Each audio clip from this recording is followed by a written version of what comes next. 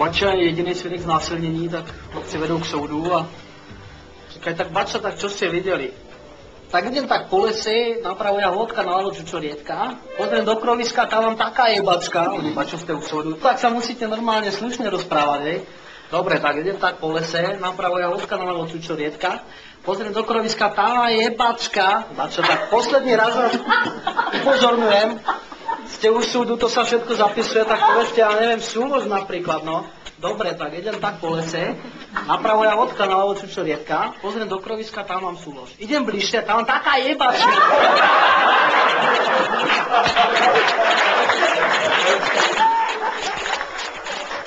Ženská se topí v Dunaji a chlap takhle opřený na mostě na ní čumí a ona řve, pomoc, topím sa. A on, a čo trtkat, vieš? Pravda, viem. Aj plávať sa naučí.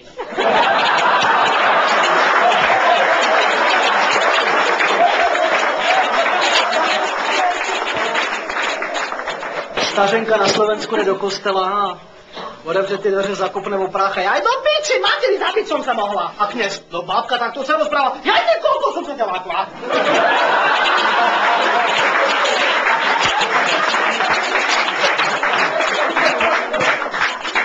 No jak ty dva ruský inženýři plně raketoplán palivem a ten jeden říká, tyhle to palivo, i to smrdí jak vodka. A ten druhý veme panáka na kapetám a voda to taky chutná, tak chlastají a půl těch nádrží vylemtají a ráno si volají a říká, Volodě, jaký ti je tak blbě? On říká, jo, já už si ráno uprt.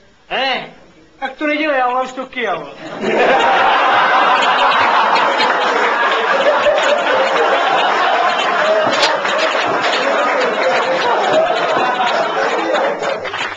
Přijde chlap doktorovi a říká, pane doktore, já ho mám strašně velkýho. On říká, počkejte, strašně, to je 20, 25 cm, nebo on takhle zvedne nohavici a má u kotníků a říká, teda v těch hicech musíte zkusit, co? On říká, co pak v letě to jde, ale v zimě když solej, teda.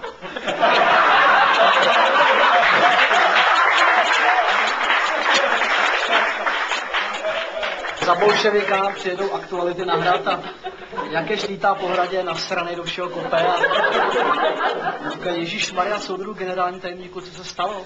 A podívejte se, prostě husák chodí po prvním nádvoří, prostě a tak má za sebou kačenku na provázku.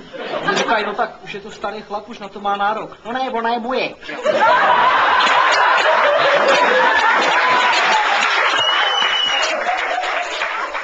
Uprchlická rodina v Čechách ze Slovenska a malý kluk jde do první třídy, přijde domů a říká, mamička, počúvaj, kde jsme se učili rátat do 5, ano, a já už vím dostat. Ona, jaj, vidíš, Lacinku, to je za to, lebo jsi Slovák. Přijde druhý den a říká, mamička, počúvaj, dnes jsme se učili normálně 5 prvých slov z abecedy a já už vím celou abecedu, od A do Z. A ona, jaj, vidíš, Lacinko, to je za to, lebo jsi Slovák, teda, ale. A přijde třetí den a mamička, kde jsme byli všetci u lekára a představ si, všetci chlapci mají iba takého lofasa, já takého. To je za to, že jsem Slovák? Nie, to je za to, lebo ti 15 rokov.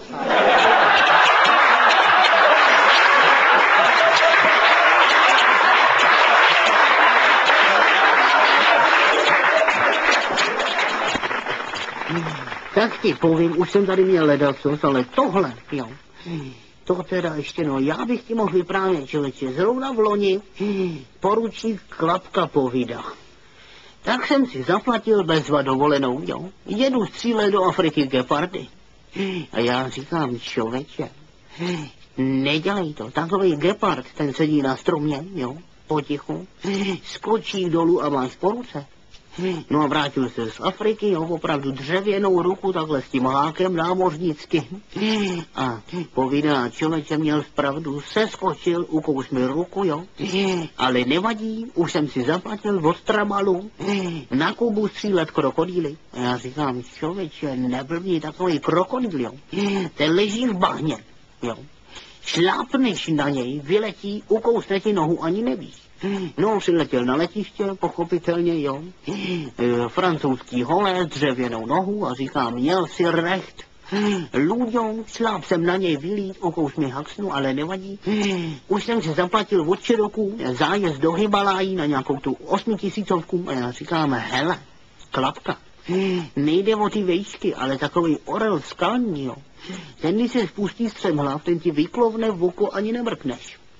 No a přijel z dovolený, takhle šlic přes hubu, jo, skleněný oko. A já říkám, cože, orel?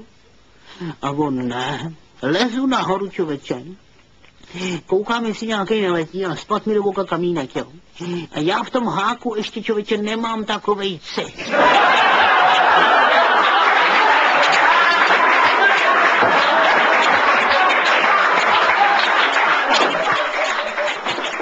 No, když jsme u těch dovolený, jo, můj známý, taky policajt, přijel celý v sábři a já povídám, tak co, po dovolení?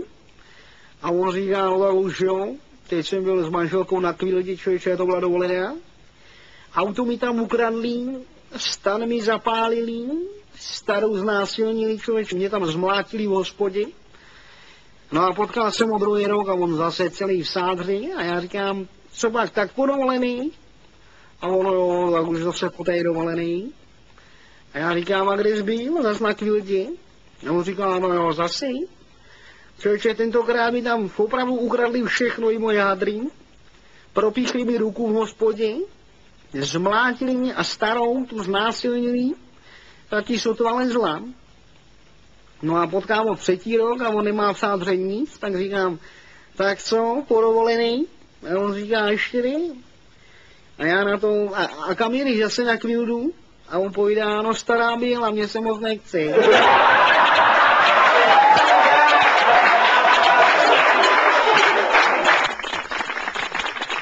Jo, to takhle policajt, jo, říká náčelníku potřebuji přehodit službu, jo. Já jdu zítra na Mejdán, jo, a on říká, dobře, já tě pustím, ale musíš informovat o všem, co se tam dělo, jo.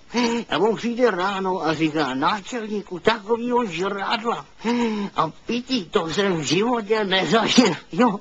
A ty srandy o půlnoci se tam slíkla ženská, vylezla na stůl a začala tancovat. A náčelník říká, no počkejte, doufám novák, že jste ji ignorovali. No jistě, některý i dvakrát.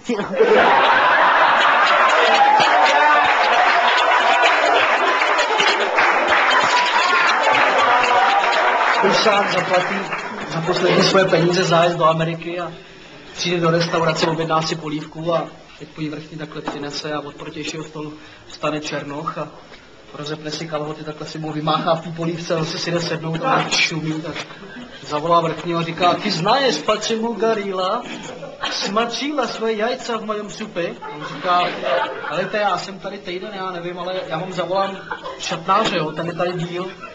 Přijde šatnář a on mu říká, ty znaješ, pačemu Garila, smačila svoje jajca v mojom supě. On říká, helejte, já jsem tady rok, jo, ale kdo je tady ještě díl teda, tak to je provozní, já vám ho teda zavolám, tak přijde provozní a on zase, ty znaješ, pačemu Garila, smrčila své jajce v mém supě, on říká, ne, já to koupil nedávno ten hotel, ale za původního majitele byl tady ještě kapelník, jo, tak přijde kapelník v litrový sako, kytaru na krku a on na něj, ty znaješ, pačemu Garila, smrčila své jajce v mém supě a on, pačemu Garila.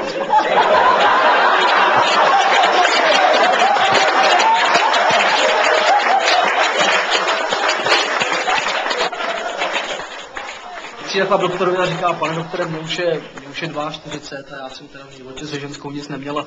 Teď jsem našel takovou žábu, víte, nerad bych jí nějak zklamal. Mohl byste mi nějak poradit, jako on, že ve vašem věku to už se blbě, ale pojďte se podívejte, tam je na rohu ty psy, vidíte? A on, je takhle, no jo.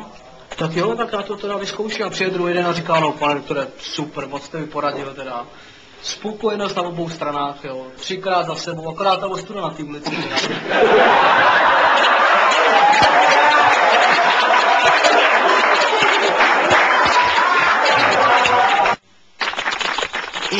Mají takhle myslivci plec, jo, a jeden myslivec říká, frajeři, vsaďte se o flašku vodky, jo, že když mi zavážete oči, já šáhnu na kožešinu a poznám, co je zač, jo.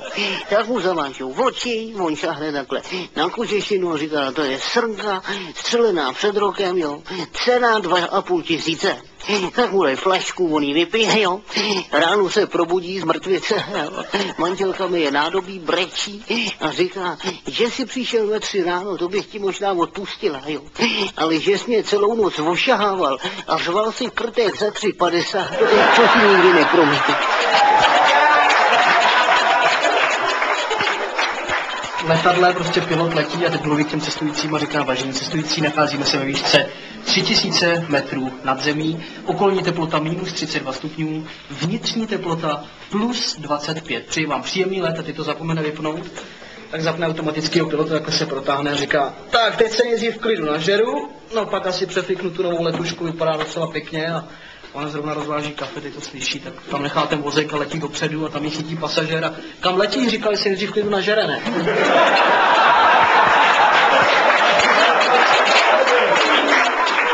Potkají si 2 kamarádi, střízliví a jeden říká, člověče, tak jsem bez práce. A ten druhý, to nevadí, podělat krám, tam je prča. Já dělám v pohřebním ústavu, jo. A on říká, počkej, co tam můžete uzít za žvandu? No představ si, ve Štěpánský v Praze, včera, jo. Umřel chlap na ženský. Tak jsme tam přijeli, dali jsme ho do rakve, on jak mu ještě porád... Tak jsme nemohli zavřít víko, jo. Já jsem vzal pohrabáč, 2krát se mu majznul, jo. On vylít a všechny nás tam zmlátil. A on říká, počkej, to jako neboštík božil, jo. Ne, my jsme si spletli patro.